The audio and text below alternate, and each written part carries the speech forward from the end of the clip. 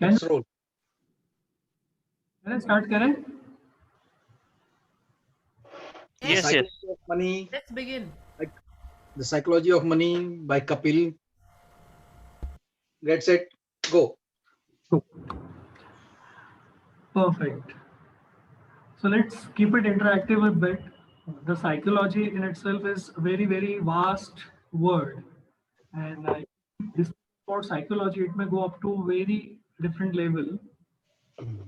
What this book is all about, basically, this book talks about that it's not important about what you know about money or what you know about any of the subject. It's more about what you do with the knowledge that you have. Wow. We have been taking a lot of notes, we have been listening to a lot of videos, we have been listening to a lot of speakers talking about money, talking about motivation, and talking about businesses. But what portion of it have we implemented actually in our life or in our business? Next important thing, it talks about not only the psychology, not about the knowing of the subject, but it talks about the emotions, which really play a very important role in managing not only money, but all aspects of our life. There is a beautiful quote in the book itself, in the introductory part, that says that genius who loses control over emotions can be financial disaster. And the opposite is also true. What does it mean? It means that the ordinary person who can manage his or her emotion can become wealthy if he behaves properly, if he acts properly, if he has a handful of skills of emotional intelligence. So what I'll do is, this book, as it is talking about personal finances through human behavior, I'll give you best of the example where we can derive a lot of lessons from very small story. तो story इस तरह से है कि एक व्यापारी एक किसान से कुआं खरीदता है. पहले के समय में बहुत सारी चीजें हुआ करती थी कि लोग कुआं भी बेचते थे. किसान से उस व्यापारी ने कुआं खरीद लिया, एंड जैसे ही वो घर पे पहुंचा, मतलब कुआं तो वहीं पे है, लेकिन ये व्यापारी जैसे ही घर पे पहुंचा, पीछे से उस किसान का एक मैसेज आ गया कि हमारे सेठ जी ने आपके लिए एक मैसेज दिया है, और वो मैसेज ये है कि आपने सिर्फ कुआं खरीदा है, कुएं का पानी नहीं खरीदा है. अगर आपको पानी चाहिए तो उसके लिए आपको अलग पैसा देना पड़ेगा. तो वो जो व्यापारी था, वो व्यापारी है, उसे तो पता है कि मुझे मेरे इमोशंस कैसे मैनेज करने हैं. तो उसने उस मैसेज का वापस रिप्लाई दिया, अरे वो तो छोड़ दीजिए, बोले आपका मैसेज आने से पहले ही मैं आपको एक मैसेज देने वाला था कि जाके सेठ जी को बोल दीजिए कि वैसे तो मैंने कुआं खरीदा है, लेकिन उसके अंदर आपका पानी पड़ा हुआ है, तो वो जल्दी से निकाल लें वहां से, क्योंकि मुझे पानी नहीं चाहिए, मुझे सिर्फ कुआं चाहिए. उसमें मैं मेरा पानी खुद ले आऊंगा, खुद डालूंगा, लेकिन पहले आप आपका पानी निकाल दीजिए. तो देखिए, स्टोरी तो बहुत छोटी है, right, this is very small story, but इसके अंदर लेसन्स काफी सीखने लायक है. ह्यूमन बिहेवियर जो अपने आप में काफी इंपॉर्टेंट रोल प्ले करता है. जैसे किसान के रोल में उसका जो बिहेवियर था, वो बिहेवियर था उसको ठगने का. उसका बिहेवियर था, उसका पैटर्न था कि उस समय एक्स्ट्रा पैसे कैसे ऐड पाऊंगा. जबकि व्यापारी वो अपने कंट्रोल में था, उसने अपने इमोशंस को कंट्रोल किया उस वक्त. मान लीजिए अगर समीर के सामने ये सिचुएशन आ जाती कि समीर भाई आपने तो सिर्फ कुआं खरीदा है, पानी नहीं, तो पहला रिएक्शन क्या होता? I was like I will fire him, that guy. Like, how you can say that? Exactly.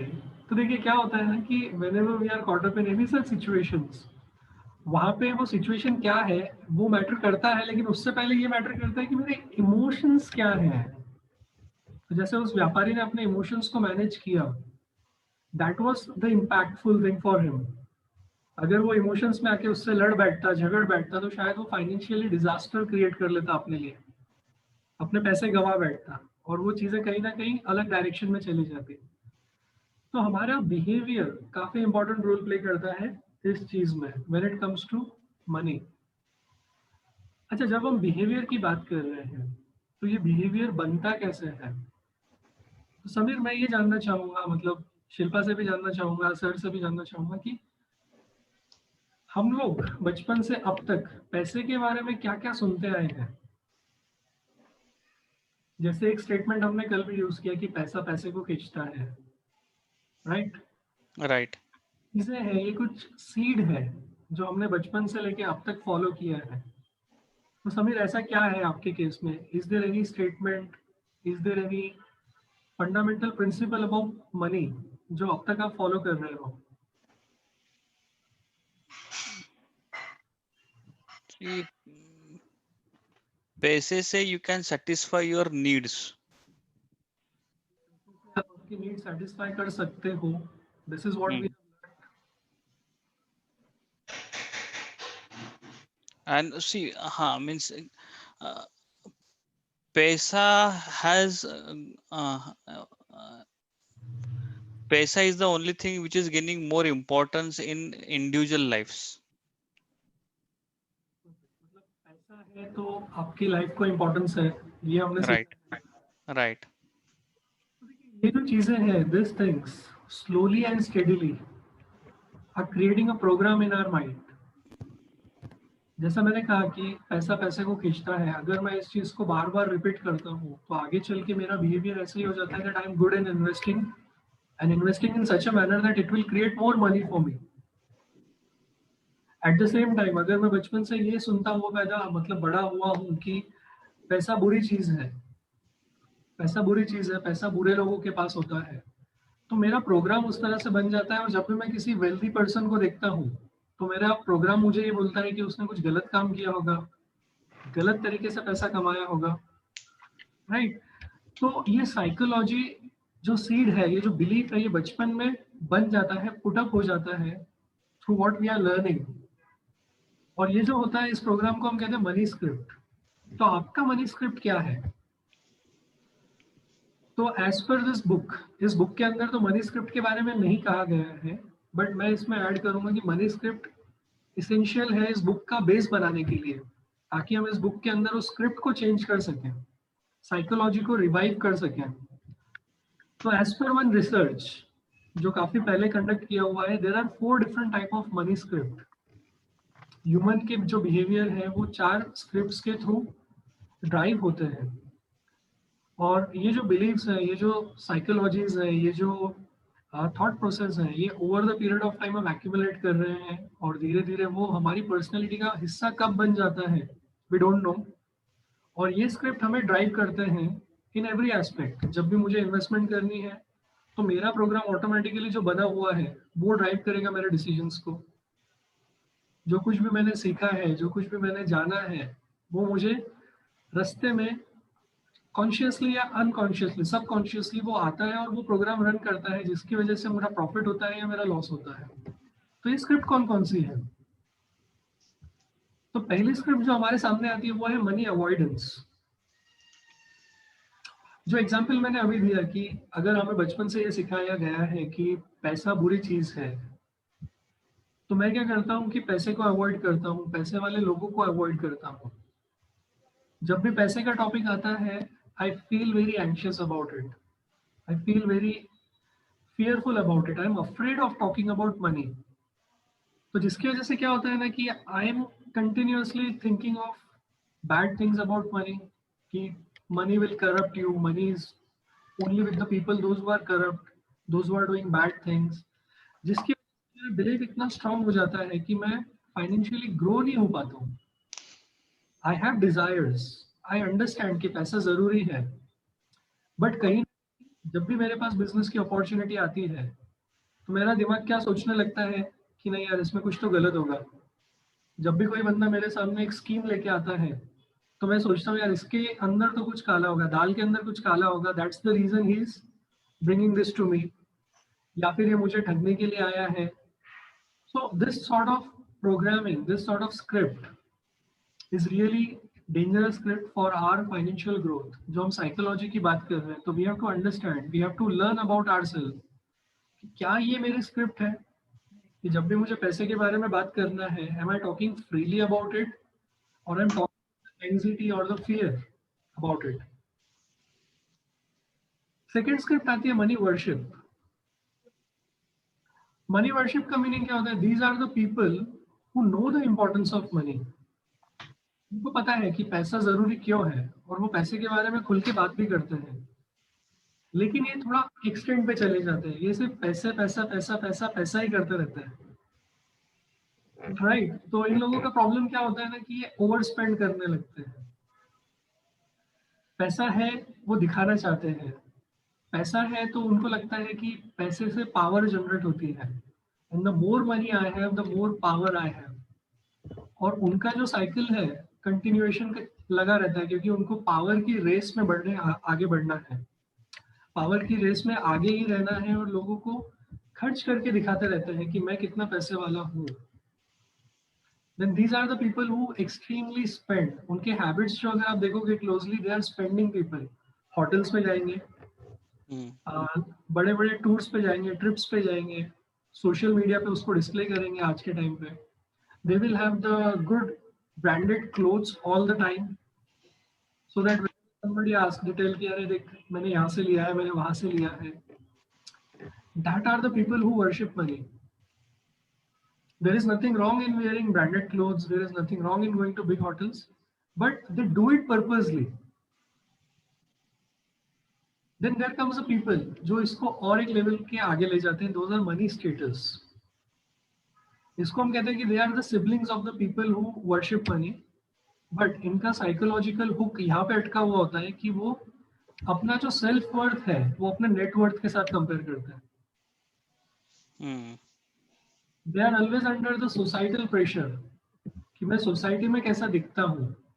खर्च तो करेंगे ही because they are sibling of the people who money, those who are money worshippers. But at the same time society में मेरे तरफ लोग कैसे दिखते हैं ये वो डिफाइन करते रहते हैं हर बार. They are always caught up in a race कि मेरे भाई के पास इतना है, मेरे पड़ोसी के पास इतना है, मेरे कलीग के पास इतना है, और हमारे सोसाइटी में XYZ पर्सन है उनके पास इतना है. So that is a script they have, that is the program they have. अच्छा, और ये जो मनी वर्शिपर्स है और मनी स्टेटस वाले लोग हैं ना, कभी खुश नहीं रहते. After spending so much amount, उनको क्या लगता है कि जो अगली चीज मैं करूंगा वो इससे बड़ी होनी चाहिए. मतलब लास्ट ईयर मैं गया था कश्मीर में, बट इस साल मैं जाना चाहता हूँ स्विट्जरलैंड में, फिर उसके आगे मैं जाना चाहूंगा एंटार्क्टिका पे. अगर वो आज एक अच्छा खाना खा के भी आए हैं, अच्छा होटल में जाके आए हैं 3 स्टार में, कल उनकी डिजायर होगी 5 स्टार की, फिर उनकी डिजायर होगी 7 स्टार की, तो उनका जो क्राइटेरिया है वो आज में नहीं रहता है, वो आगे क्या करने वाले हैं उसके बारे में ज्यादा सोचते हैं. Then last but not the least, money vigilance. ये थोड़े मारवाड़ी किस्म के बंदे होते हैं, मतलब करोड़पति हो जाएंगे लेकिन छेद वाली बनियान नहीं पहनेंगे. राइट, ये लोग क्या करते हैं कि हर एक पैसा जो वो कमाते हैं उसको सेविंग और इन्वेस्टमेंट के बारे में सोचते हैं. मतलब फटे हाल जिएंगे लेकिन पहले की बात करेंगे, मतलब खाने पीने पे कॉम्प्रोमाइज करेंगे लेकिन इन्वेस्टमेंट की बात करेंगे. ये लोग भी ज्यादा खुश नहीं रह पाते क्योंकि इनके लिए सेटिस्फैक्शन का पॉइंट ही नहीं है सेविंग्स के लिए. ये जितना भी सेव कर ले बोलेंगे नहीं यार मेरे पास कुछ नहीं है. देख ले भाई मैं तो फटे हुए कपड़े पहन रहा हूँ, देख ले भाई मैं तो पैदल चल रहा हूँ. हालांकि उनके पास ऑडी खरीदने की भी कैपेसिटी है, but they don't do it. They are always under a pressure कि खत्म हो गया तो क्या होगा, खत्म हो गया तो क्या हो गया. वो ये भी भूल जाते हैं कि यार जो पैसा मैं कमा रहा हूँ वो अपने लिए ही कमा रहा हूँ. और ऐसे लोग जो होते हैं ना, they can not distribute the wealth, they can not enjoy the wealth, they are just the gate keeper of the wealth. मतलब कहते हैं ना कि सिक्योरिटी गार्ड है जो सिर्फ लेके रुका हुआ है, गन लेके रुका हुआ है कि वहां पे कोई पहुंचना नहीं चाहिए, वो गुम नहीं होना चाहिए, वो लॉस नहीं होना चाहिए. So these are the security guards basically. So you have to understand what this script is for you. तुम्हारे अपने लिए कौन सी स्क्रिप्ट रन हो रही है? Are you afraid of it? Are you taking it to the extreme level? Is it a status symbol for you? Or are you vigilant about the money? So ये चीज जानना जरूरी है हमारे लिए. क्यों? क्योंकि अगर हम इसमें से किसी के भी ट्रैप में हैं, the purpose of enjoying the money, the purpose of creating the wealth will be dismissed, will be diminished. अगर हम किसी एक स्क्रिप्ट में अटके हुए हैं तो we have to be open minded, we have to have the mix of these things. कहीं ना कहीं fear भी जरूरी है. अगर fear नहीं रहेगा तो I can lose everything that I have. If I don't worship money, I may not acquire the amount to a suitable extent. कहीं ना कहीं स्टेटस सिंबल की भी बात आ जाती है, जैसे कि अगर मुझे बड़े प्रोजेक्ट पे जाना है तो I have to display that, and also I have to be vigilant about my own self कि मेरे पास कितना पैसा आ रहा है. I have to be very व्यवहारिक, हम जिसे कहते हैं कि हर एक चीज का लेखा जोखा होना चाहिए, हिसाब होना चाहिए, but at the same time life enjoy करना भी हमें आना चाहिए. सो that is what vigilance is all about. So what script we are running? So Samir, what is your script? If may I ask you, what's your money script? Oh my God, now means it is not any one thing. It is it is a mix. It is a mix script. So I am not falling in between of any of this criteria, but I have the mixed feeling, a mixed script of all this. Like sometimes I feel, no, I don't want the money, because sometimes I get a feeling that no, just avoid the money. Sometimes I wonder, यार इसके पास इतना है, मेरे पास क्यों नहीं है, right? And sometimes suddenly, when the salary comes, I feel no, I have to save more. So I become more vigilant about it.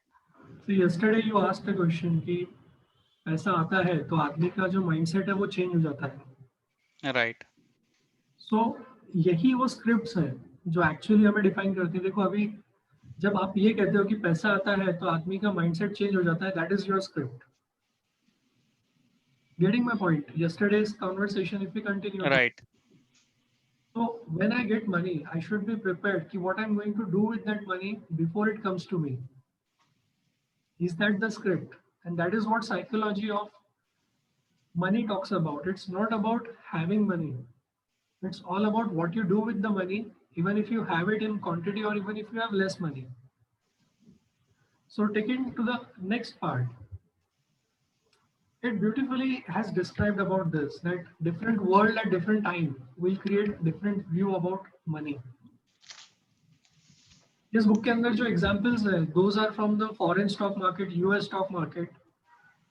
So let's not, means even if I give an example of it, कि let's consider कि 1950s में वहाँ का stock market का जो criteria था वो क्या था और 1970s में क्या था.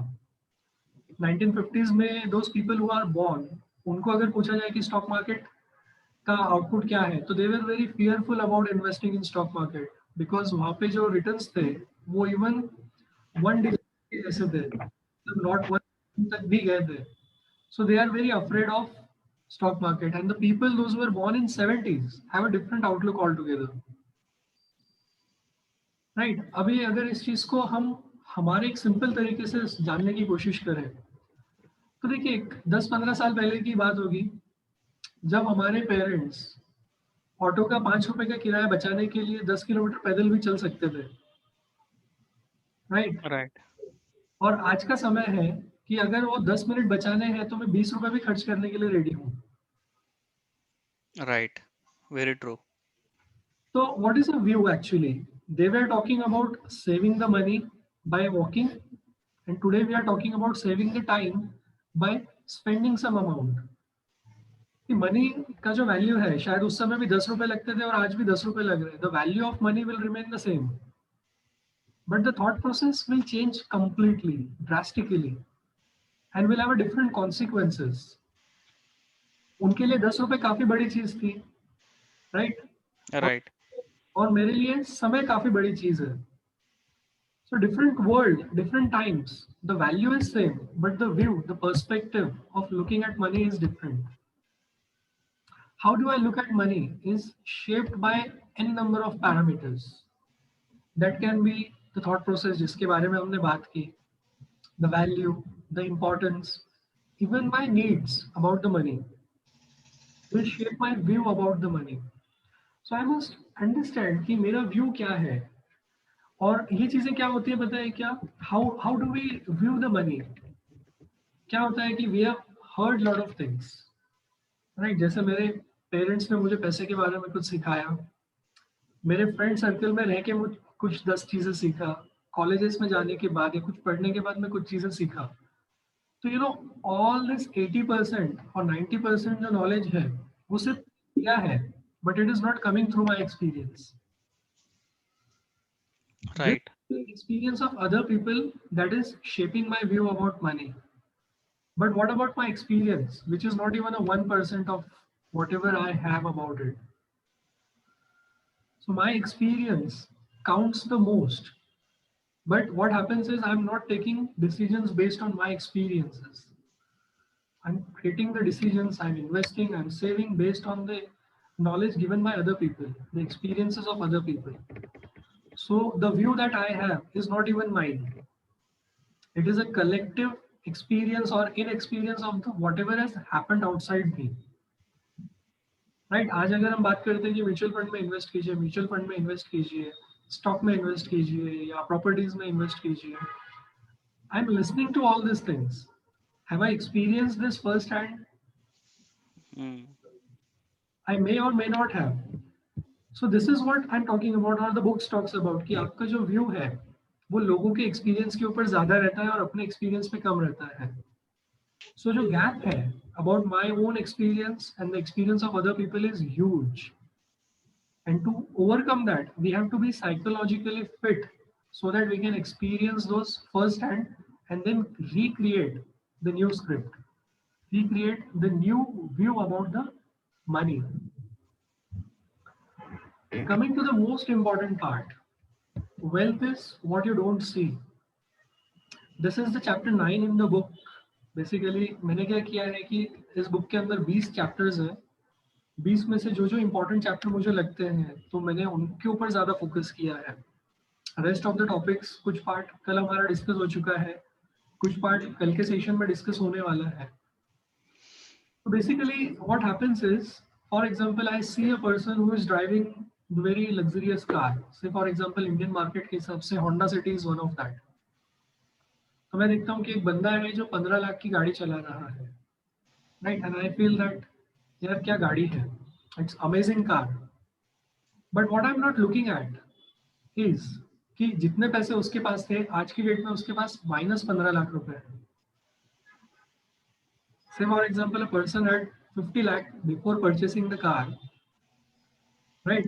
What I'm looking at कि आज उसके पास 15 लाख की गाड़ी है, बट मैं ये नहीं देख रहा हूँ कि उसके पास अभी सिर्फ 35 लाख रुपए बचे हैं. So wealth is not what you see. Wealth is something, and very beautifully this fellow has talked about कि wealth is an income that you have not spent. Wealth is the money that you have not used for buying the luxury. Wealth is something that you have kept it for growing. Wealth is the money. Wealth is a material, the stuff you have not bought yet. So that is what wealth is he talking about. I'll talk about this in a different manner also.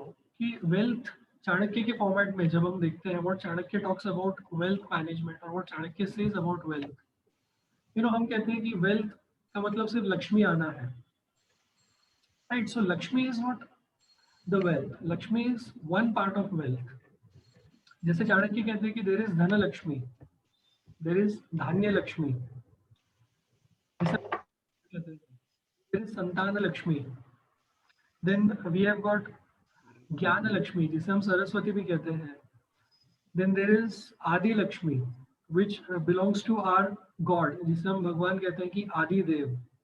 So there are different types of Lakshmis and that combinedly put together create a wealth. जैसे Ali sir मुझे बार बार कहते हैं कि एक example sir ने मुझे दिया हुआ है की तो जो माणूस आहे तो श्रीमंत आहे. तर आता श्रीमंत आहे का धनाढ्य आहे, दोन गोष्टी आहेत. धनाढ्य व्यक्ती जे आहे त्याच्याकडे फक्त आणि फक्त पैसा असतो, राइट. श्रीमंत माणूस जो असतो तो सहू बाजूने श्रीमंत असतो. So that is what wealth is all about. क्या मेरा वो पर्सपेक्टिव है वेल्थ को देखने का? Am I looking at a wealth from that perspective? When people say that I want to earn 15 lakh rupees, so he's not talking about earning 15 lakh rupees, he's talking about that how he will spend 15 lakh rupees. जैसे कि अगर वो 15 लाख की car देखता है और वो बोलता है कि काश मेरे पास भी 15 लाख होते तो मैं भी कार खरीद पाता. तो 15 लाख रुपए खरीदने का जो पर्पस है, 15 लाख कमाने का जो पर्पस है, वो वेल्थ क्रिएट करने का नहीं है. वो खर्च करने का तरीका है. So that's answer to your question, Samir. That when you're talking about that, अगर मेरे पास ज्यादा पैसा आता है तो मैं ज्यादा खर्च करता हूँ. Right? तो ज्यादा पैसा आता है तो ज्यादा खर्च करना नहीं है. That is what he's talking about. That how you acquire wealth over a period of time. Wealth is the income that is saved, not spent. So whenever you earn extra money, you should not spend extra money. You should Right. save that extra money. You should invest that extra money. You know, the more you save, the more wealthy you become. It's not about that कि बड़ी wealth बनाने के लिए बड़ा income होना जरूरी है. जैसा कल के एक principles में सर ने कहा that whenever you earn something, invest 10% of it, save 10% of it. What we feel कि अगर मेरे पास 10,000 आएगा तो मैं lump sum amount save करूंगा. But with the principle of 10%, अगर मेरे पास 100 रुपए आता है तो मैं 10 रुपए भी तो सेव कर सकता हूँ. 1000 रुपए आता है तो 100 रुपए सेव कर सकता हूँ. 10,000 आएगा तो मैं 1000 सेव कर सकता हूँ. 1 लाख आएगा तो 10,000 सेव कर सकता हूँ. So it's not necessary that I should have big amount to save the money. Even with a small amount and a proper discipline, I can save that money. I can invest that money. So it's not only about the wealth. The author of this book, what he says that wealth is also about your control over your time. You know, you also have to have the control over your time. The most valuable currency today in the world is time. The more time you have, the more you can think of, the more you can plan for saving, investing, and becoming rich and wealthy. So when you're talking about wealth, first you should create ample amount of time for yourself, because time जिसके पास है, he is the wealthiest person. Next wealthy person, he's saying that when you have choices to buy something, option to buy something, but you are not buying that, you are not making the choice of it, you are wealthy. मतलब खरीदने के लिए 10 option तुम्हारे पास है, लेकिन तुम choice कर रहे हो कि मैं उसे नहीं खरीदूंगा. That is the true wealth, because I don't need that. यहाँ पे सुधा मूर्ति का एक एग्जाम्पल मुझे याद आता है. That's a very beautiful lesson that she taught her child in a very early age. You know, birthday parties होती हैं. Now Sudha Murthy went for one such birthday party of his friend. और वहाँ पे जाने के बाद he was amazed कि यार उसने मैकडोनल्ड में पार्टी दी हुई है, एंड मैकडोनल्ड में इतना बड़ा केक आया है, सभी को एक अलग कोल्ड ड्रिंक का ग्लास दिया गया है, and people are enjoying the unlimited burgers, unlimited french fries, and everyone is enjoying. He comes home after the party and he says कि मम्मा मुझे भी मेरे बर्थडे पे ऐसी ही पार्टी करनी है. Right. सुधा मूर्ति ने उस समय उसे सुन लिया और उसे कहा कि okay, let's do one thing. जब आपका बर्थडे आएगा तब आएगा, लेकिन let's start planning for it from today. आज से ही हम प्लानिंग करना शुरू करते हैं. We just go tomorrow to McDonald and ask them for the prices. Ask them कि कितना खर्च हो सकता है, हमारे कितने फ्रेंड्स हैं, so that we get prepared for that. So ये जो स्टोरी है ये अराउंड 80s के आसपास की है, 90s के आसपास की है.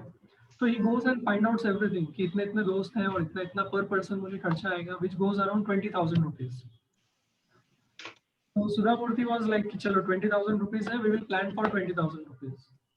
और एक दो दिन बाद उन्होंने जानबूझ के उनकी जो मेड है उनको बुलाया उनके बच्चों के सामने और पूछा कि आपको आपके बच्चों के एजुकेशन का खर्चा कितना होता है साल भर का. तो उनके मेड ने उन्हें ट्रूथफुल आंसर दिया कि एक बच्चे के लिए तकरीबन मुझे 8 से 8,500 रुपए खर्चा होता है. मतलब दो बच्चों का मिला के 17,000 या 18,000 तक मेरा ईयरली एक्सपेंस है. And this was a learning lesson for Sudha Murty son. उसने सुना कि अगर मैं 20,000 रुपए बर्थडे पार्टी में खर्च कर रहा हूँ, लेकिन उतने में किसी दो बच्चों का साल भर का एजुकेशन हो रहा है. Right. 2 students can get their education for 1 long year in just 1 birthday party. So what should be I doing? मतलब मैंने क्या करना चाहिए ऐसे सिचुएशन में? So that is what Sudha Murthy says कि बच्चों को भी हमें सिखाना चाहिए कि it's not about spending money. It's about saving money and utilizing it for a good cause.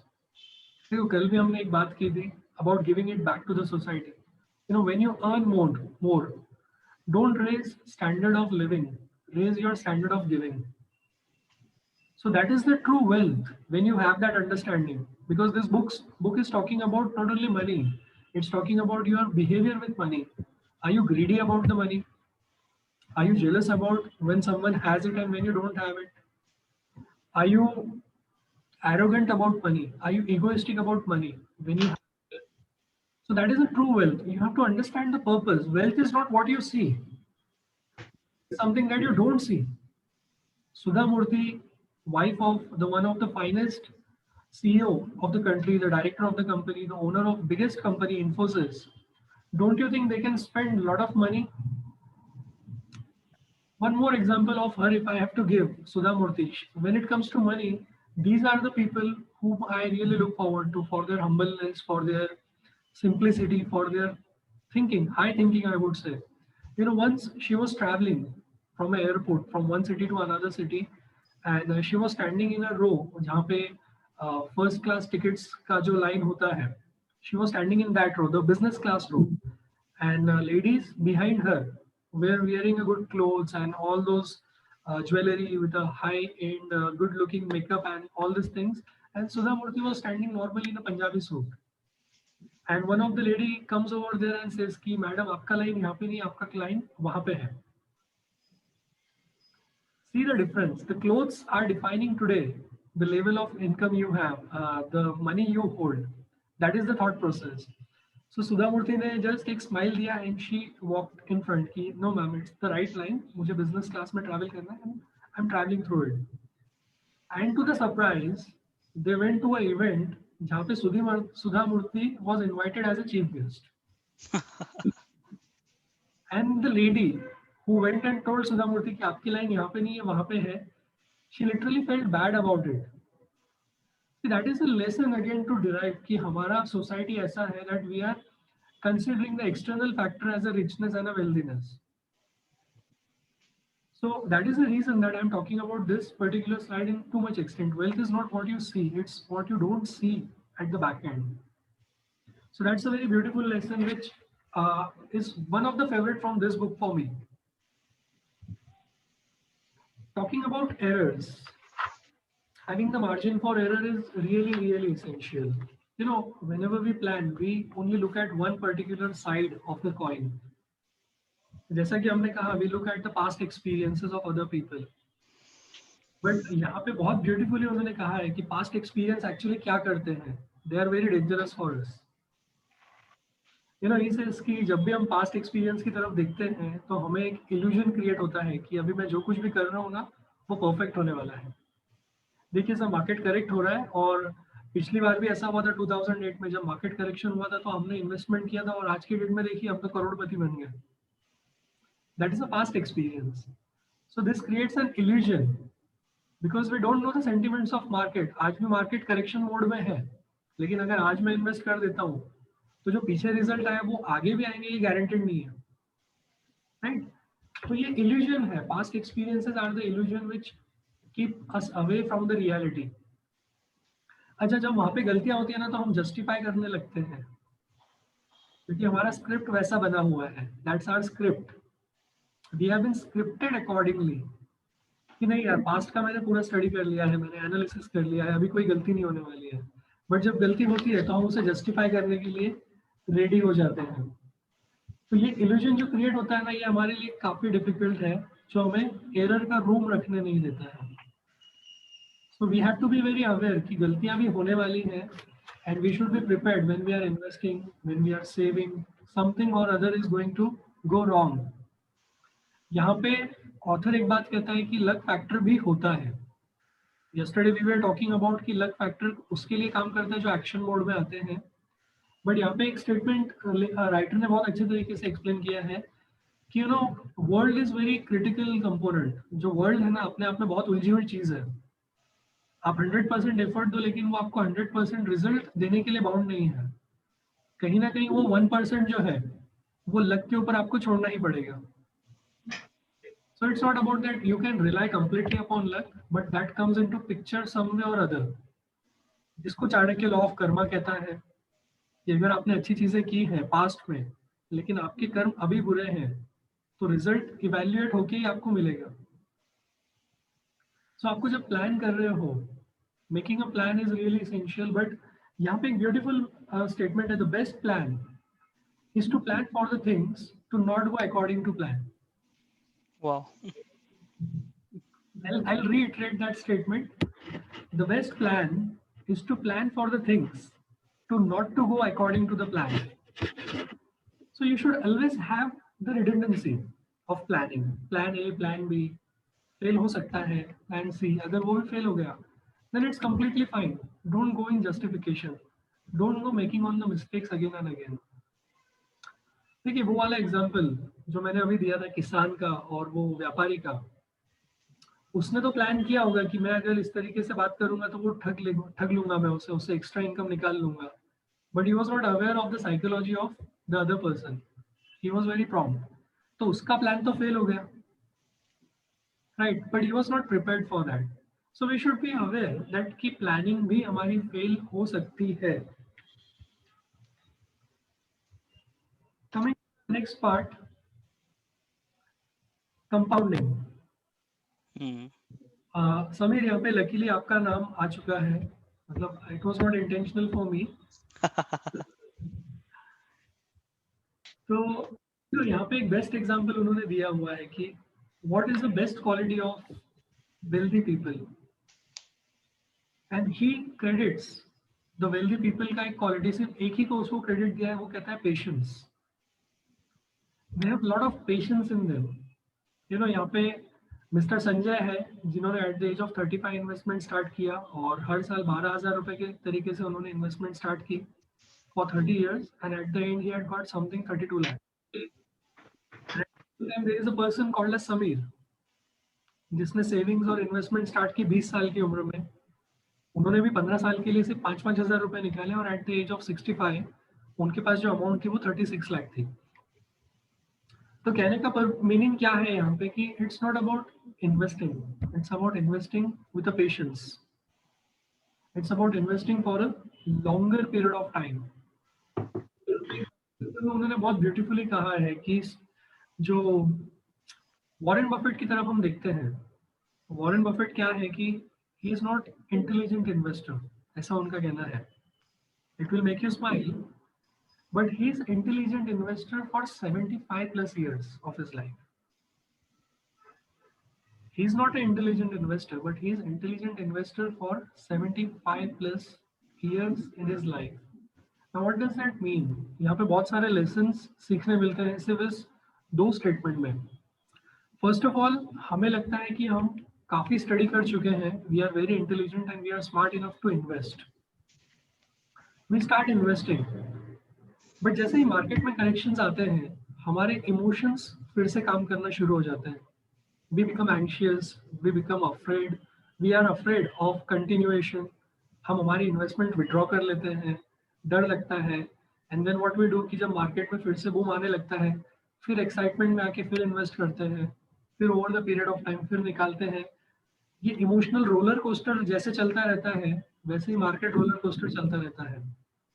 इसीलिए सेंसेक्स को भी कहा जाता है कि it's a sensitive index, right, क्योंकि वहां पे अप्स एंड डाउन्स चल रहे हैं, तो जैसे वहां पे सेंसेशन ऊपर नीचे हो रहे हैं, वहां पे यहाँ पे हमारे भी इमोशंस फ्लक्चुएट हो रहे हैं। तो patience plays very important role. जब मार्केट डाउन भी है, आपका कंटिन्यूएशन डिसाइड करेगा कि आपको लॉन्ग रन में कितना बेनिफिट मिलेगा। There is a beautiful thing called as compounding. So author कहता है कि believe in the power of compounding. You know, एक सिंपल सा एग्जांपल और भी मिला है कि अगर मैं सिर्फ महीने के 1,000 रुपए इकट्ठे करता हूँ, राइट, तो साल भर में 12,000 रुपए हो जाते हैं।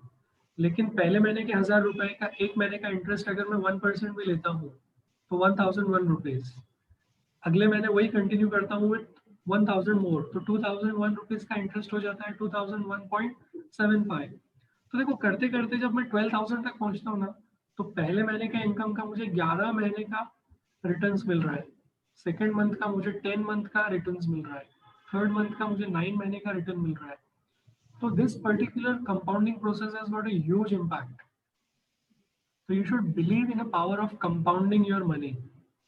और compounding के लिए सबसे जरूरी है patience, control over your emotions. If you don't have, you won't get the benefit of compounding.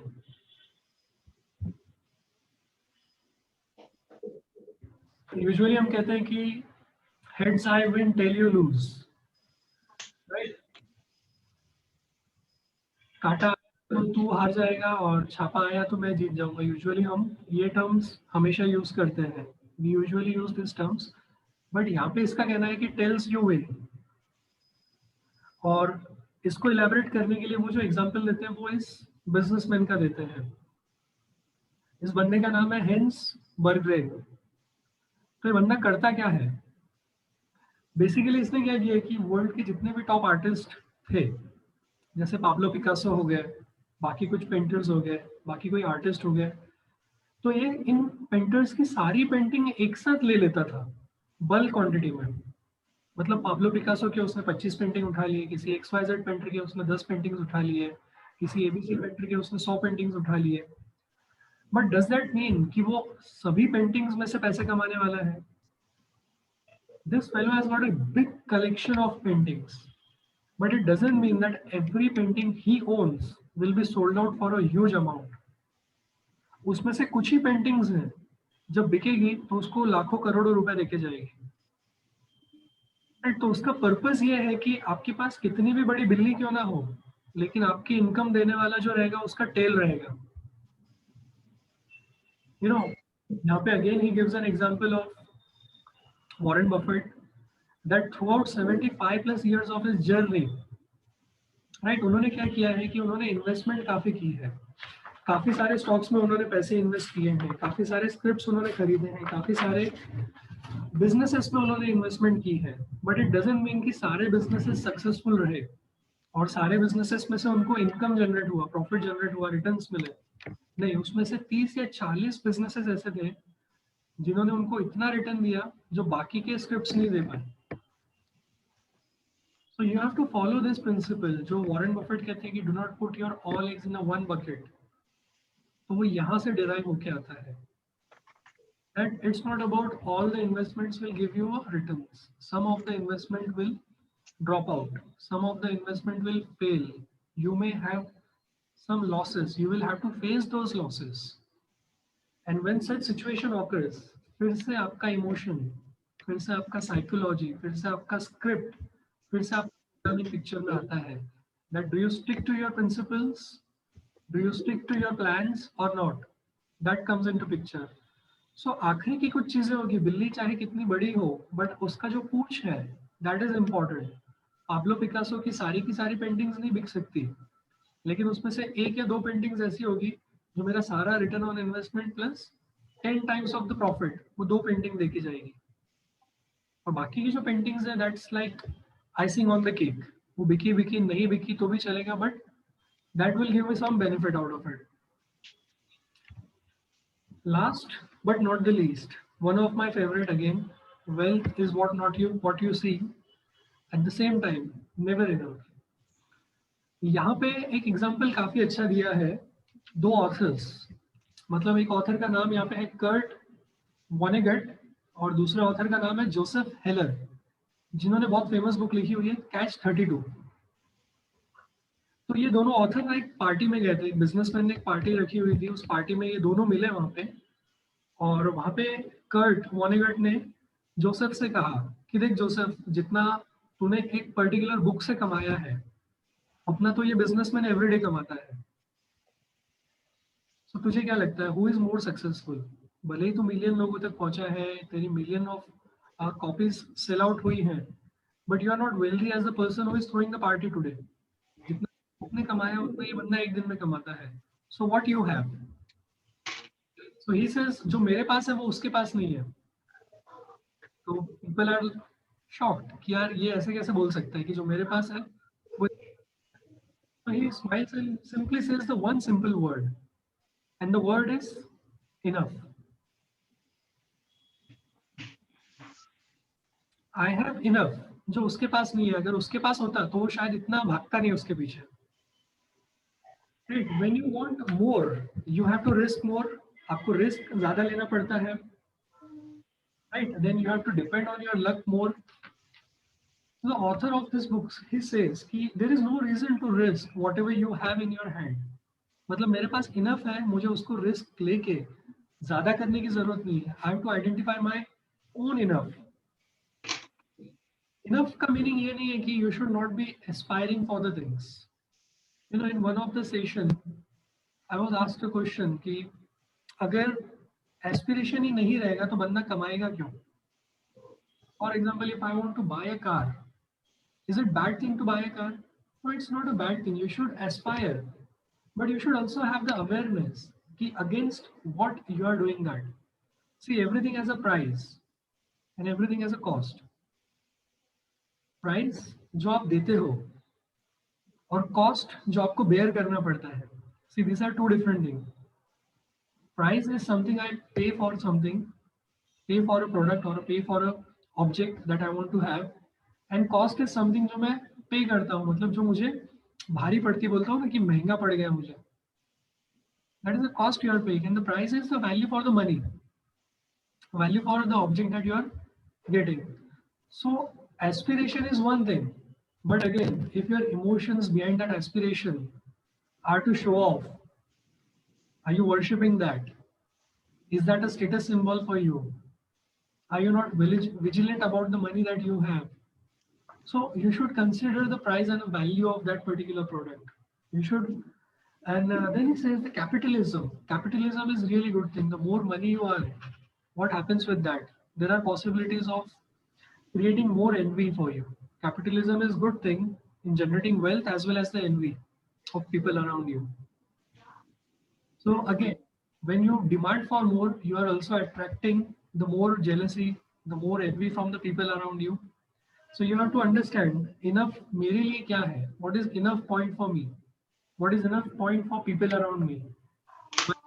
Because what it will be when I have this much amount. That is important part. There are many things which you cannot risk, he says. That is your reputation, right? You cannot risk your reputation by running after a lot of money. You cannot risk your freedom, because when you are running after a lot of money, you have to lose your freedom. You are accountable to lot many people. You are accountable to your investors. You are accountable to your team members. You are accountable for the salaries. You are accountable for n number of things. So you lose your freedom. You compromise on your family. क्योंकि अगर मुझे 10 करोड़ रुपए कमाने हैं, आज की date में मैं 1 करोड़ रुपए कमा रहा हूँ, 10 करोड़ कमाने हैं तो मुझे एक्स्ट्रा टाइम देना पड़ेगा. And where I'm going to get that time from? I'm going to get the time. I'm going to squeeze the time from my family.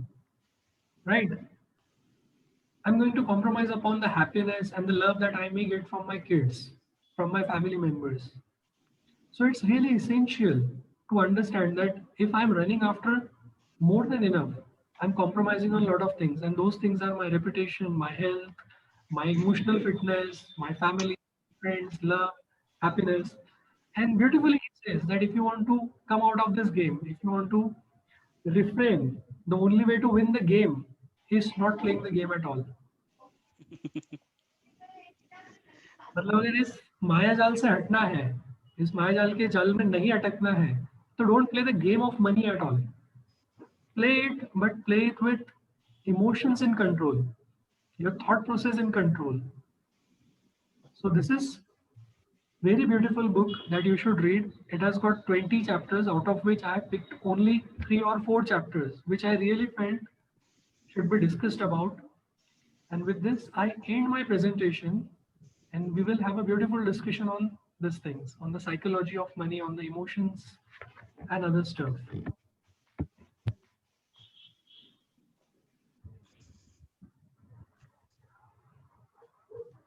Yes.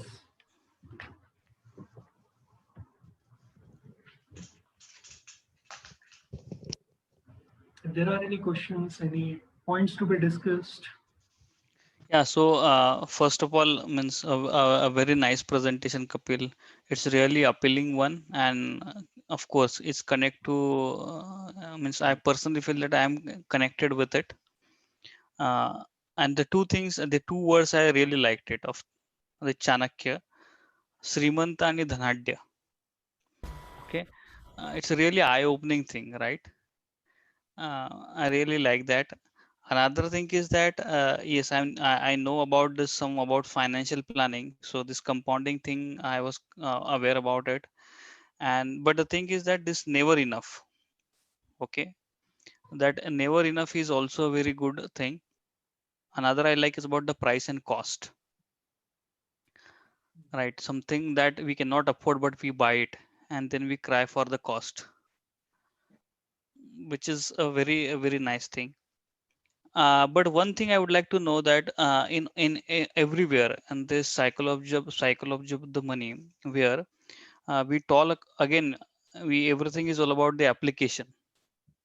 Okay, but it is nowhere shown other than the generation of the wealth. So what do you think, is this cover anywhere that if you invest in yourself, because the biggest asset, the biggest capitalization is you. The more you sharpen yourself, more you will generate the wealth. This So book particularly speaks only about working on yourself.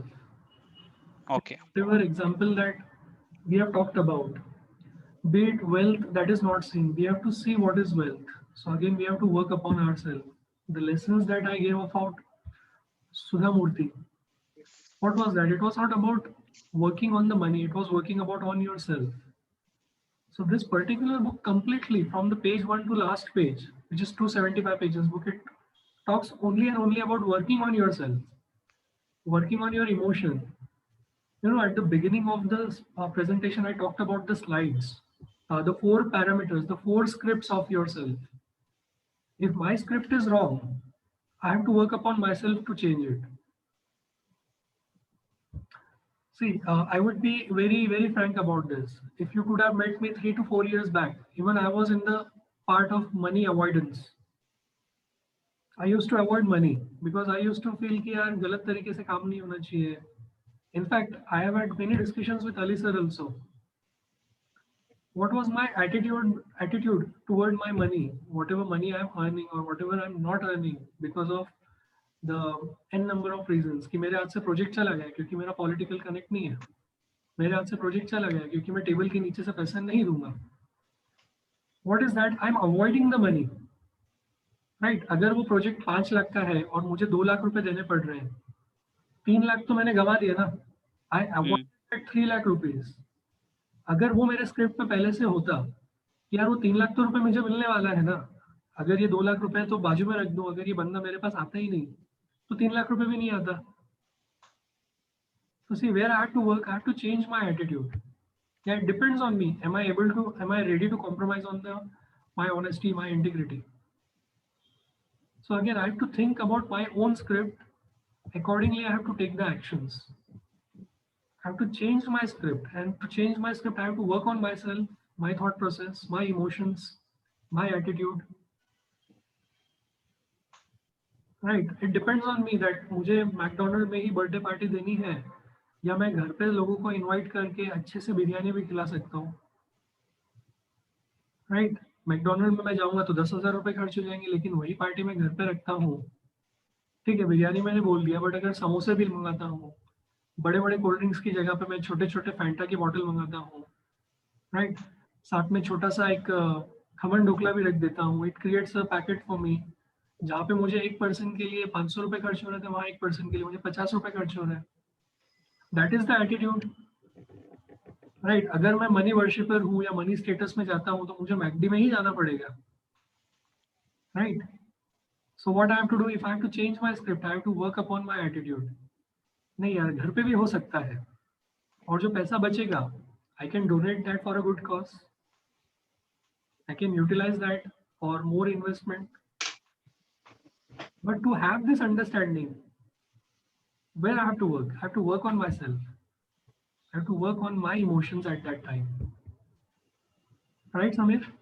Right, right, This book will completely talk about working on yourself, improving your relationship with money. right.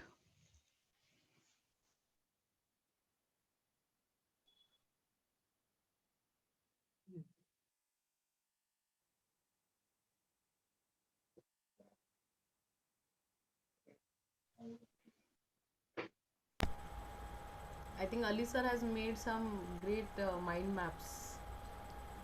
He was I was thinking about the same. I'll awesome. post it. I'll post it in the group. दिखेगा नहीं. 2-3 point जो पूरे इसमें आए थे. आपने एक बात की कि कार खरीदा उसने तो इट इज 15 लाख माइनस. कोई भी आदमी जब कार खरीदता है ना साहब, तो उसका पर्पस पहले से डिफाइन रहता है कि उसको कार क्यों चाहिए और किस टाइप की कार चाहिए. ठीक है.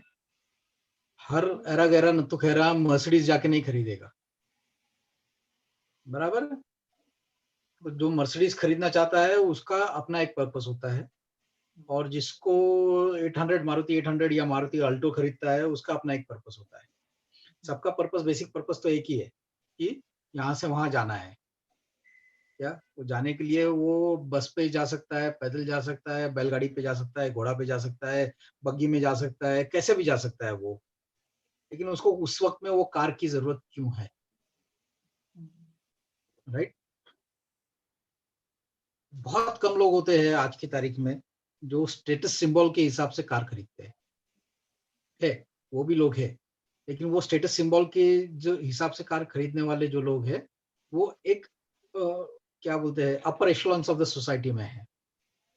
क्या कि मेरे बेटे को BMW बहुत बहुत दिनों से वो लगा था, मेरी इनकम भी इतनी है. लेकिन वो जब भी वो लेगा तो वहां पर भी वो किफायत की बात करेगा.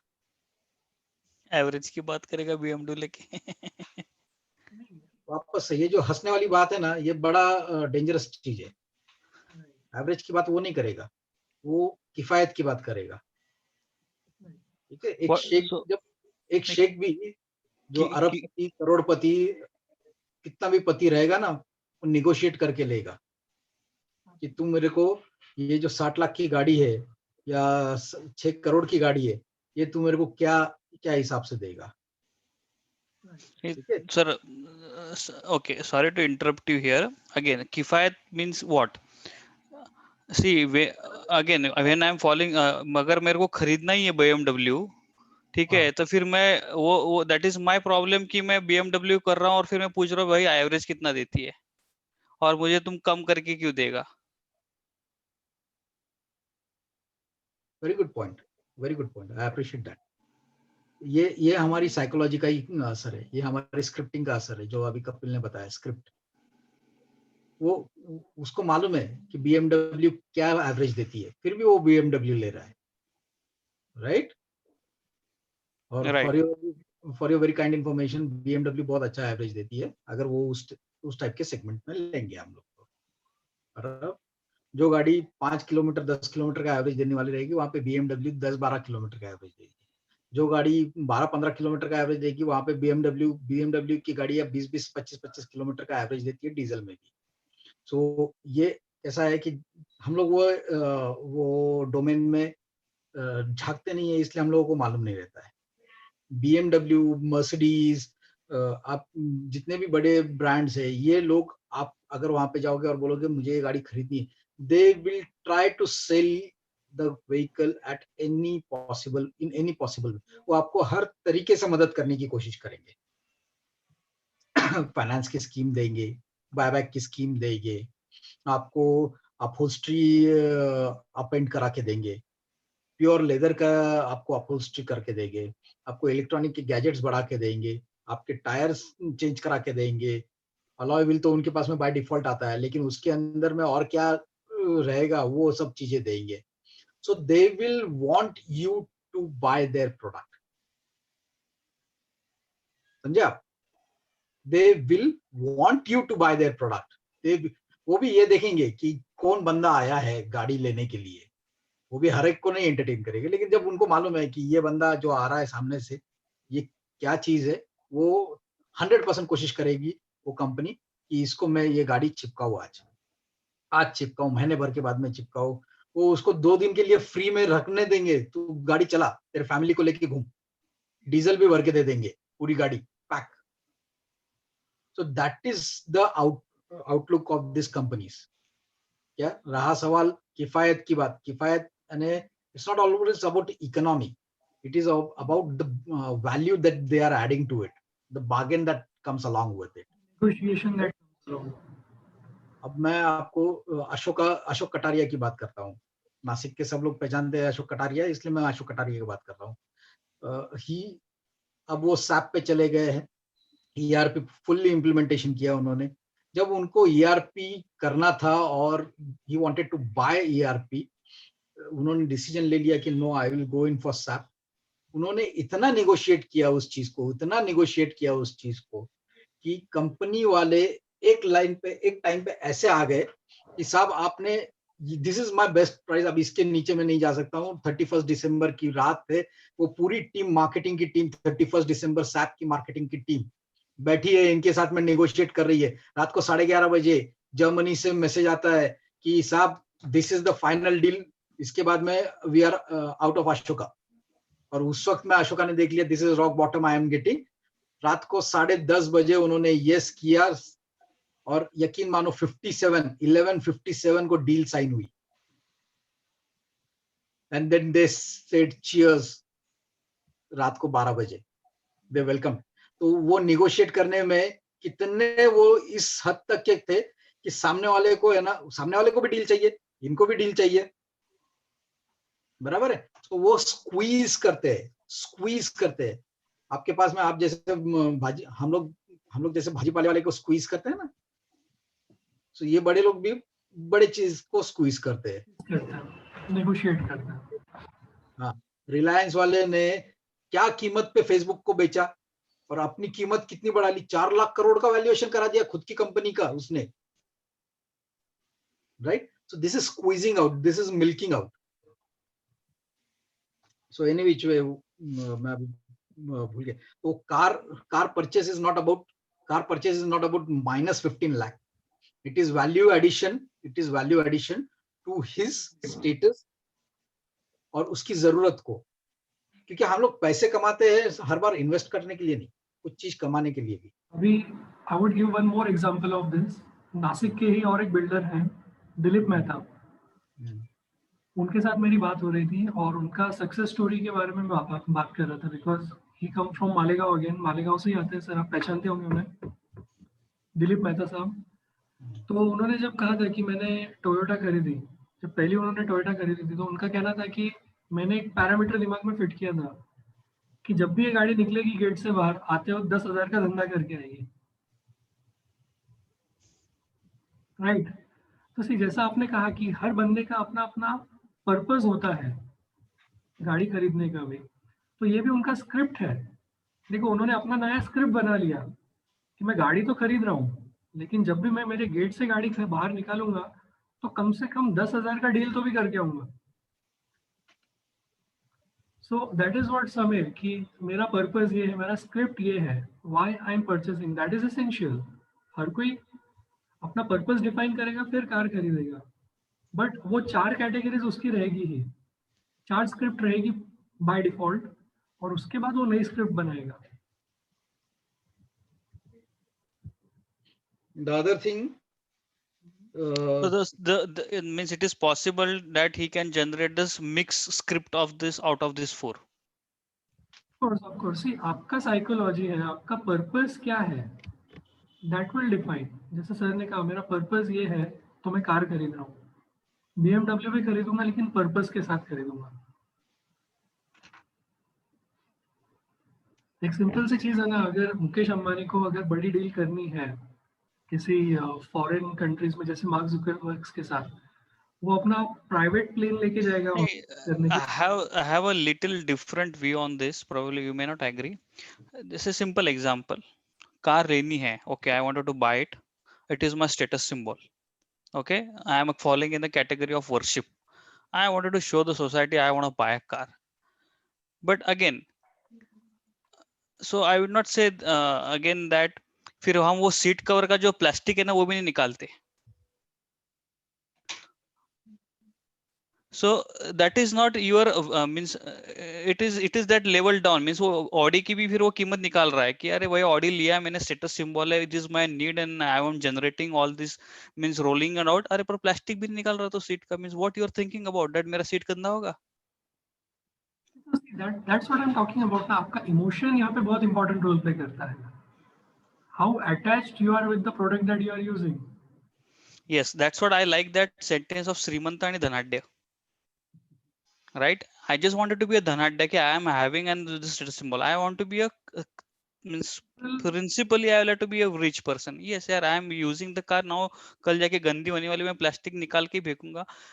People will come, it will get dirty, and I will have to use it. What happens is Sameer, इसका हिस्ट्री के अंदर अगर थोड़ा सा आप जाके स्टडी करो, हमारे पेरेंट्स को स्टडी करो, हिस्ट्री की भी बात नहीं करता हूँ मैं. देखो, जब हम पहले टीवी खरीदते थे तो टीवी को ढक के रखते थे कपड़े से. रिमोट अगर आता था तो रिमोट को भी हम कैरी बैग में फिट करके उसको टिस्को टेप लगा के रखते थे. टेलीफोन आता है तो हम उसको साफ रखते हैं. सी, अभी ये वाली जो चीज़ है ना, ये काफ़ी इंपॉर्टेंट चीज़ है. अगर आप इसको ध्यान से देखो तो ये जो है ना, डिलेड ग्रेटिफिकेशन का इमोशन आता है इसमें. देखो, जब हमारे पेरेंट्स ने सबसे पहले टीवी खरीदा होगा या कार खरीदी होगी या बाइक खरीदी होगी, उन्होंने कैसे खरीदी पता है? Over a period of time थोड़े थोड़े पैसे जमा करके खरीदे. और जब वो घर पे आई ना, it was feeling of proud for them. उनको बहुत प्राउड फील होता था उस चीज़ पे, क्योंकि उन्होंने इतनी मेहनत की, कुछ सैक्रिफाइसेस किए, कंटिन्यूस डिसिप्लिन के साथ उन्होंने सेव किया, और तब जाके वो चीज़ आई. तो दैट वाज अ सिंबल और दैट इज अ साइन कि they care for what they have purchased. और आज की जनरेशन में क्या हो रहा है ना, what ever I want it's instantly available. मैं क्रेडिट कार्ड स्वाइप करता हूँ और वो चीज़ इमीडिएटली नेक्स्ट मोमेंट में मेरे हाथ में रहती है. तो instead of enjoying, instead of feeling proud about it, मेरे साथ क्या होता है कि मैं टेंशन में आ जाता हूँ 2 महीने में, जब मेरे पास EMI नहीं है देने के लिए. तो जो डिलेड ग्रेटिफिकेशन था ना, तो वो वाला भी स्क्रिप्ट है. और आज जो स्क्रिप्ट है, हमने क्या लिखा है कि इंस्टेंटली मिल जाएगा और बाद में देखा जाएगा, ये हमारा स्क्रिप्ट है. तो डिलेड ग्रेटिफिकेशन वाला भी स्क्रिप्ट हमारे दिमाग में होना चाहिए. Right. तो भले मैंने ऑडी खरीद लिया, लेकिन सीट कवर में आराम से निकालूंगा. भाई बहुत मेहनत से लिया Audi. Why be judgmental about that? Right? Right.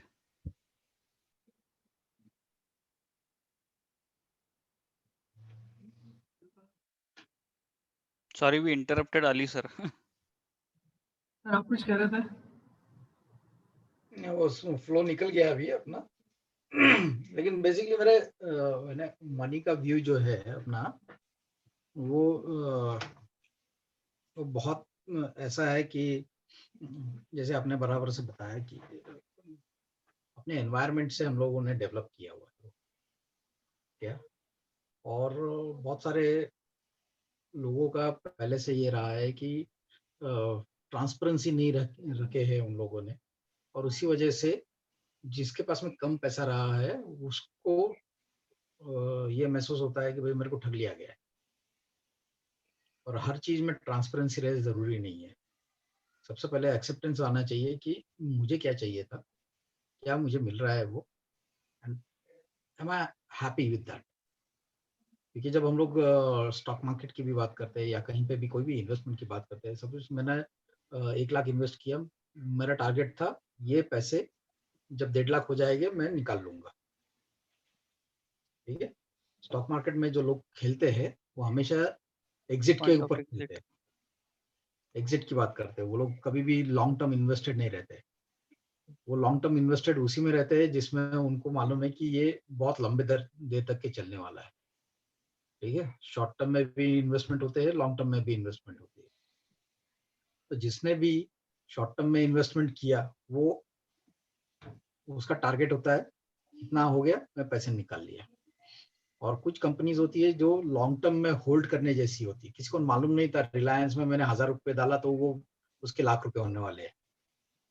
बहुत सारे लोगों ने एग्जाम्पल दिए होंगे, कोलगेट में हमने पैसे डाले और हमारे बच्चों की शादी के वक्त में निकाले तो पूरी शादी हम लोग को कोलगेट के शेयर्स पे कर पाए, है ना.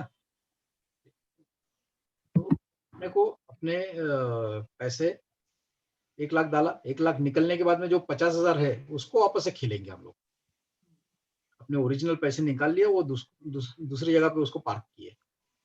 ये अगर साइकिल अगर हम लोग रोटेट किए जाए और अलग अलग बास्केट यानी अलग अलग कंपनीज में डाले, लेकिन स्टॉक मार्केट है तो स्टॉक अलग चीज है, जमीन है, घर है, वो एक अलग चीज है. कि अल्टीमेटली हम लोग पैसे क्यों कमाते हैं, ये अगर हमारे ध्यान में आता है तो पहले तो हम लोग अपनी जरूरतें पूरे करने के लिए कमाते हैं, और फिर बाद में हम लोग ये आते हैं कि भाई ये दुनिया की बहुत सारे लोगों को मैं एम्प्लॉयमेंट दूं। Personal finance is a different issue, corporate finance is a different issue. और पर्सनल फाइनेंस यानी अगर कोई आदमी सीईओ भी है या कोई कंपनी का मालिक भी है, वो तभी भी पर्सनल फाइनेंस को पर्सनल फाइनेंस करके ही ट्रीट करता है, और उसकी कंपनी के बैलेंस शीट को कंपनी का बैलेंस शीट करके ट्रीट करता है। ये दो चीजें मुख्तलिफ है, ये दोनों को अलग अलग करके देखना चाहिए। जो अलग अलग करके देखता है, यानी मेरे ऐसे बहुत सारे दोस्त हैं जो कंपनीज चलाते हैं, अच्छे खासे उनके 10-15-20 करोड़ के टर्नओवर्स होते हैं, और वो अपने आप को सैलरी देते हैं। जो 10% वाला जो पार्ट था कल का, हम लोग वो सैलरी देते हैं, और घर में वो अलग से पैसे देते हैं कि ये मेरे सैलरी के पैसे आए, अब बीवी को दे दिए, तू ये इसमें से पैसे चला, घर चला। पिछले 3 साल से मैं यही प्रिंसिपल फॉलो कर रहा हूँ। मतलब मेरा बिजनेस होता है, बिजनेस में से मैं सैलरी ड्रॉ करता हूँ। मतलब ऐसा नहीं कि आज 1 लाख का प्रॉफिट हुआ तो 1 लाख घर पे लेके गया, कल 50,000 का प्रॉफिट हुआ तो 50,000 घर पे लेके गया। ऐसा बिल्कुल नहीं है। मैंने फिक्स अमाउंट कर लिया है कि इतना मुझे लगता है और इतना ही लूंगा। फिर at the end of year जो प्रॉफिट होता है उसका प्लानिंग शुरू हो जाता है कि अभी ये अमाउंट यहाँ पे इन्वेस्ट होना चाहिए, वो अमाउंट वहाँ पे इन्वेस्ट होना चाहिए। और आपकी कंपनी को ग्रो करने का आपका हर मंसूबा होना चाहिए। यानी कल को आपको एक्सपेंशन करने की जरूरत पड़ती है, एक नई प्रॉपर्टी ले रहे हैं आप, या आपके ऑफिस में आपके पास में इतना काम आ रहा है कि आपको 10 एम्प्लॉयज एक्स्ट्रा लेने हैं, सो वो बिजनेस पैसे में से आने चाहिए, वो आपके जेब में से नहीं जाने चाहिए। या आप लोन ले लो अगेंस्ट योर बिजनेस, और लोन लेना सबसे अच्छी बात है क्योंकि आपके ऊपर कंपल्शन होता है उसको वापस से रिपे करने का। या और लोन को हम लोग पार्टनर्स इन्वेस्टमेंट अगर करके देखे हम लोग, तो पार्टनर को पैसे भी तो वापस करने पड़ते हैं, उसने भी तो कहीं ना कहीं मेहनत करके वो पैसे कमाए रहते हैं। हाँ, ये अली सर की ये चीज like the what he said means ये भी एक क्राइटेरिया है। लाइक कभी कभी ना कोई चीजें हम लेते नहीं है, पर कभी कभी हम उसको लोन लेके लेते हैं। For an example home loan, a car loan, but then you get a satisfaction, yes, it is a binding on you that I'll have to repay that capacity। मेरे पास पैसा है तो भी मैं नहीं ले रहा था, पर जब मुझे कोई फंडिंग आता है, एक ऑब्लिगेशन आ जाता है, तो वो उस चीज का मैं at least I try to enjoy that things. तो ऐसा भी होता है कि which is a very important thing. Sometimes it is not necessary you save and you go take that thing, you owe means you borrow, you pay, it's obligation and you enjoy. ऐसा भी बहुत होता है। भाई मैं इधर वापस से डिफर करूंगा। आपके पास में पैसा है तो आप वो कार खरीदने के लिए, आपके पास पैसा है तो आप वो कार को बगैर ब्याज के खरीद सकते हो। ठीक है, किसी को क्यों फिजूल में, आपके आपके आनंद के लिए किसी को क्यों फिजूल में एडिशनल पैसे भरे। मैं बिजनेस, वापस से बिजनेस को और पर्सनल को, ये दो अलग चीज को, ये इधर डिफरेंशिएशन की बात कर रहा हूँ। राइट। मैं इनको बता रहा था। हाँ, बहुत अच्छी बात है अगर रिच डैड पुअर डैड अगर किसी ने पढ़ा हुआ है तो योर कॉर्पोरेशन, आपके पास में पैसे कम होंगे लेकिन your corporation should be rich. Your corporation, corporation in the sense आपने एक एंटिटी बनाई है, लीगल एंटिटी जो पैसे कमा रही है। या आप वो कॉर्पोरेशन के लिए आप ये लीजिए, कार लीजिए, और वो कॉर्पोरेशन के लिए कार ली है इसलिए उसका डिप्रिसिएशन आप एंजॉय करोगे। आप समझ रहे हैं? यानी राइट। टैक्स बेनिफिट भी ले रहे हो आप, और ऊपर से वो डिप्रिसिएशन भी एंजॉय कर रहे हो, यानी आपके डबल वैल्यू हो गया। You earn double the thing, right? और एक चीज ऐसी ऐड होती है कि आपके स्ट्रैटेजीज बहुत मैटर करते हैं, आपका प्लानिंग बहुत मैटर करता है। मान लीजिए अभी आपने कार लोन लिया, कार लोन कितने से लिया आपने? कुछ अभी का जो रेट चल रहा है कुछ 7-8% है, राइट? और उसका ईएमआई आपको आता है तकरीबन, मान लीजिए 8,000 रुपये आता है, 7,000 रुपये आता है। तो एक स्ट्रैटेजी आप ये बनाइए कि जिस दिन आपका कार ईएमआई स्टार्ट होगा उस दिन आप एक एसआईपी में भी डाल दीजिए, छोटा एसआईपी डाल दीजिए, 1,000 रुपीज 2,000 रुपीज। जब तक आपका लोन क्लियर होगा, You will at least navigate that interest. Interest के साथ साथ आप ऊपर का भी इनकम कमा लेते हो, क्योंकि जब आपको स्टॉक रिटर्न्स देगा लॉन्ग पीरियड में, देर आर चांसेस कि वो आपको रिटर्न्स देगा 10 to 12% तक के मैक्सिमम। लेकिन आप कार लोन पे कर रहे थे 7%. 1%। 8% या 7%, तो 4 से 4.5% का आप रिकवर भी कर लेते हो. See again it's a part of strategy. अगर आप इमोशनली देख रहे हो कि कार खरीद रहा हूँ और फिर मैं बर्डन भी है, मैं रीपे भी कर रहा हूँ, फिर एंजॉय भी कर रहा हूँ, तो व्हाट हैपेंस इज यहाँ पे आप कमाने की बात नहीं कर रहे हो, पैसे गंवाने की बात कर रहे हो. See, every activity you do can be classified in two things: money earning activity and money burning activity. So even if I buy a car, I should have the strategy कि उसका लोन का जो interest है वो मैं कैसे कम कर सकता हूँ या वो भी कैसे रिकवर किया जा सकता है. बट ये कब होगा जब आप इमोशनली स्टेबल हो उस चीज को लेकर. Right. You're not buying a car actually. फिर उस वक्त आप इमोशनल गेम खेल रहे हो कि ओके मेरे इमोशन स्टेबल है, now let me play the game of money. Right. So again psychology comes in picture. Again you have to work on your own self, Samir.